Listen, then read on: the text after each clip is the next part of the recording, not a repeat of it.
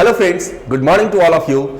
Here is your friend Alok Kumar, Dr. Alok Kumar, your guide, your English teacher, and I welcome you all of you in गया guidance programme. दोस्तों, जैसा कि आप सभी लोग जानते हैं कि गया गाइडेंस प्रोग्राम एक ऐसा प्लेटफॉर्म है कि जहां पे आप सभी को पूरी तरह परफेक्ट कंटेंट आपके हर सब्जेक्ट में मिलते हैं। तो दोस्तों, आप देर ना करें और जल्द से जल्द हमारे गया गाइडेंस प्रोग्राम से जुड़े, इसको सब्सक्राइब करें और ज्यादा से ज्यादा लोगों को शेयर करें ताकि लोग इसका लाभ उठा सकें। तो दोस्तों, चलिए, आपका ये प्यारा दोस्त, मैं अपने आप को प्यारा इसलिए बोलता हूं क्योंकि आपको मैं हमेशा कन्विंस करता हूं कि आपकी अंग्रेजी बहुत अच्छी हो जाएगी। और मैं जो पढ़ाता हूं दोस्तों, मैं प्रयास करता हूं कि मैं जो भी पढ़ाऊं आपके दिमाग में 100% चला जाए। तो फ्रेंड्स, आज मैं आप लोग को लिटरेचर पार्ट से एक पोएम जो लेकर आया हूं, जिसे मैं डिस्कस करने जा रहा हूं। और दोस्तों, आई होप कि इसे पढ़ेंगे आप ना तो बहुत अच्छे समझ में आएगा। और please please please I request to all of you कि जब अब आप इस वीडियो को देखें तो अपना फीडबैक, अपना कीमती फीडबैक जरूर से जरूर दें। तो दोस्तों, आज हम शुरू कर रहे हैं the lamentation of the old pensioner. Friends, ये जो हेडिंग है ना, अपने आप में ही बहुत कुछ कहता है और इसको लिखा है बहुत ही फेमस पोएट W.B. Yeats ने। फ्रेंड्स, जब हम बात करते हैं पेंशनर की, pensioner means who is pensioner? Pensioner who is retired person. He is getting pension, friends, but he is not getting too much affection. न उससे ज्यादा प्यार मिलता है, न बहुत ज्यादा सम्मान मिलता है। और आप जानते हो, ये वेस्टर्न कल्चर में बहुत ज्यादा होता है। फ्रेंड्स, हमारे यहां आप देखोगे ना कि ओल्ड एज होम बहुत कम है, क्योंकि हम लोग का जो कल्चर है, हमारा जो ट्रेडिशन है, वो अपने गार्जियंस को, अपने जो ओल्ड एज के लोग होते हैं, उनको रिस्पेक्ट देते हैं, अपने घर में रखते हैं और जो प्यार, इज्जत, सम्मान मिलना चाहिए उन्हें मिलता है। But on the other hand, when we talk about western culture, it is quite different कि वहां जो बूढ़े लोग होते हैं ना, जो पेंशनर होते हैं, जो ओल्ड एज के होते हैं, उनको बहुत सारे प्रॉब्लम्स होते हैं। और खास करके मैं W.B. Yeats के बारे में बताना चाहूंगा आपको कि इन्होंने एक पोएम लिखा है, सेलिंग टू बाइजेंटियम। उसमें भी इन्होंने यही कहा है कि आज का ये कंडीशन है कि जो युवा पीढ़ी है हमारी बात को नहीं समझता है, हमारी बात को नहीं मानता है, क्योंकि यहां कोई कल्चर ही नहीं है। और उन्होंने बाइजेंटियम को बोला कि it is the city of culture. तो आज आपको मैं बताऊं दोस्तों, ये जो पोएम है the lamentation of the old pensioner, इन्होंने इससे पहले भी एक पोएम लिखा है द ओल्ड पेंशनर, उसी को थोड़ा सा मॉडिफाई करके इन्होंने लिखा है the lamentation of the old pensioner. It means कि जो बूढ़े लोग होते हैं, जो पेंशनर होते हैं, उनके दिल की दुख, दिल का दुख, व्यथा, और आप उसको कह सकते हो उनकी परेशानियों को इसमें इन्होंने बतलाया है। तो दोस्तों, इसे शुरू करने से पहले हम थोड़ा सा W.B. Yeats के बारे में कुछ जानकारी देते हैं आपको। Friends, W.B. Yeats was born in 1865 and died in 1939. He was an Irish poet and dramatist. He worked incessantly for Irish independence and for an Irish literature separate from British literature. Friends, पता है, ये ऐसा आप समझ सकते हो कि Ireland भी ग्रेट ब्रिटेन का हिस्सा है। यूनाइटेड किंगडम में आपको नॉर्थ आयरलैंड जो है वो अलग होता है, उसके अंदर में नहीं आता है। ये लोग अपने आप को अलग कंट्री बोलते हैं। तो जैसा कि आप देख रहे हो कि W.B. Yeats जो थे, कहते हैं आयरिश पोइट, इनको ब्रिटिश पोइट कभी नहीं कहते। ये ब्रिटिश लिटरेचर से अलग हटके ये आयरिश अपने आप कहते हैं कि मैं ब्रिटिश नहीं हूं, मैं आयरिश हूं, मैं आयरलैंड का निवासी हूं, और जिसको कि नॉर्थ आयरलैंड के नाम से हम लोग जानते हैं।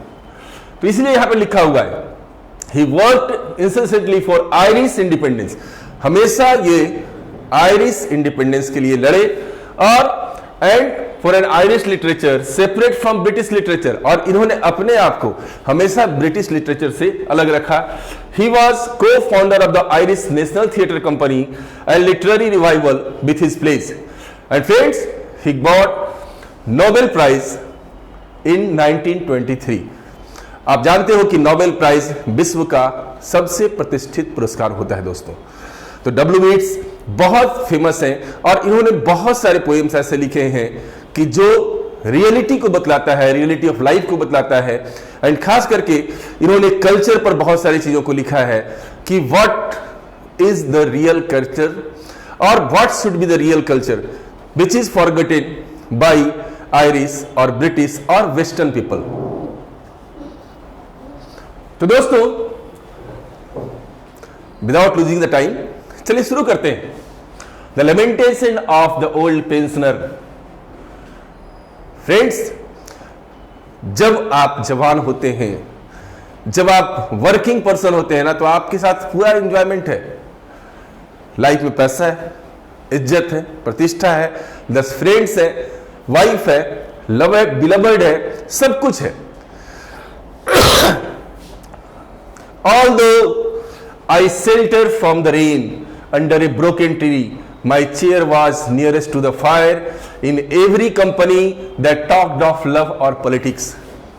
अपने ये जवानी के दिनों को याद करके बोलते हैं दोस्तों, कहते हैं कि हालांकि अभी मैं एक वृक्ष है टूटा हुआ, उसके नीचे खड़ा हूं, अभी वहां पे मेरा चेयर भी लगा हुआ है जिसके सामने आग है। जो जवानी के दिन में था कि भाई वहां पे बहुत अच्छे से सब कुछ था, आग के सामने बैठना, अपने दोस्तों के साथ में बातें करना, talk of love and politics, politics के बारे में बात करना, प्यार भी था उसमें।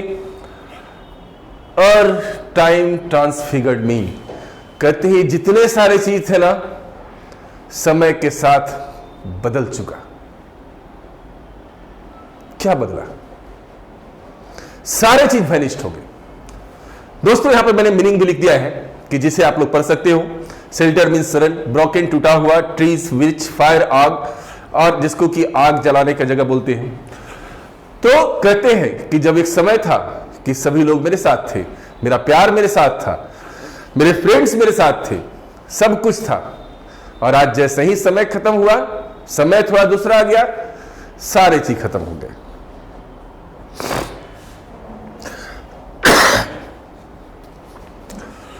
Though lads are making pikes again for some conspiracy, and crazy rascal raise their fill at human tyranny, my contemptation are of time that has transfigured me। दोस्तों जब ओल्ड एज होता है ना, तो बहुत सारे ऐसे लोग होते हैं, लड़के जो होते हैं, युवा अवस्था के लोग चिढ़ाते हैं, टीज करते हैं, कहते हैं कि वो ऐसे ऐसे चीज खोजते हैं कि जिससे हम परेशान हो, हम बूढ़ों को परेशान किया जाए। क्यों? क्योंकि आज मेरा टाइम नहीं है।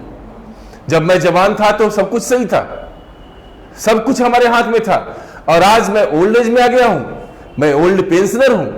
तो जो लड़के जो इनके साथ में चलने वाले होते, आज वो इनको चुभाते हैं, इन्हें चिढ़ाते हैं, कॉन्स्पिरेसी करते हैं ताकि ये परेशान हो, और कहते हैं कि ये क्यों ऐसा हुआ, ये टाइम के कारण ऐसा हुआ, ये समय है जिसने मुझे पूरा का पूरा बदल के रख दिया।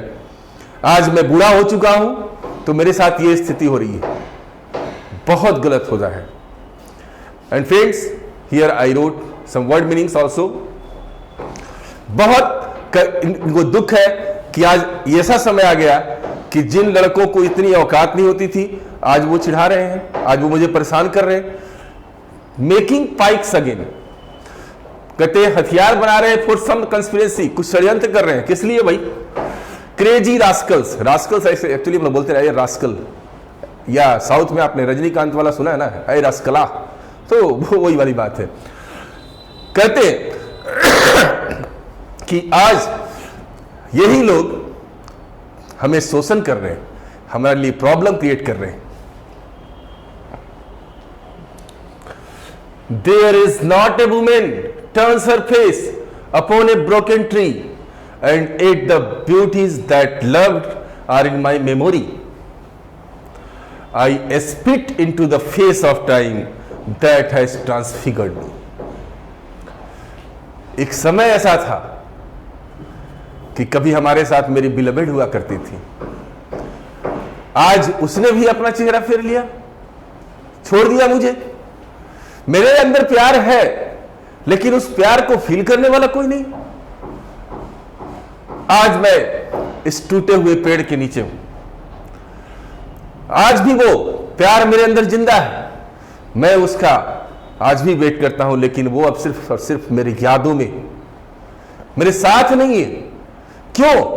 Why it is happening? Why it happens? Because I have become old. हमारे चेहरे पे झुर्रियां पड़ गई है, हमारी नौकरी नहीं रही, हमारी जवानी नहीं रही, तो इसका मतलब क्या कि मेरा सब कुछ खत्म हो गया? बहुत बड़ा क्वेश्चन है ये। I spit into the face of time. कहते हैं कि मैं थूकता हूं, ये एक्चुअल में इतने गुस्से में हो जाते हैं, कहते थूकता हूं समय के चेहरे पे, क्योंकि ये गति जो हमारी हुई है सिर्फ और सिर्फ समय की वजह से हुई है।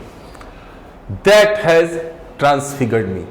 और जिसने कि मेरे पूरे शरीर को बदल के रख दिया है, मेरे शरीर को ही नहीं बदल के रख दिया है, मेरी आत्मा को भी झकझोर कर रख दिया है। आज मैं जितना परेशान हूं, कष्ट में हूं, जितना दर्द में झेल रहा हूं, वैसे लोग जो हमको कुछ नहीं कर सकते थे आज मुझे परेशान कर रहे हैं, वो सिर्फ इसलिए और सिर्फ इसलिए क्योंकि आज मेरा समय नहीं है। और ये सब इसलिए है क्योंकि आज मेरा समय चला गया है। That's why he is saying I spit on the face of time that has transfigured me. That's all दोस्तों। तो ये पोएम यहीं पर खत्म होता है और मिलते हैं अगले क्लास में। तब तक के लिए बाय बाय।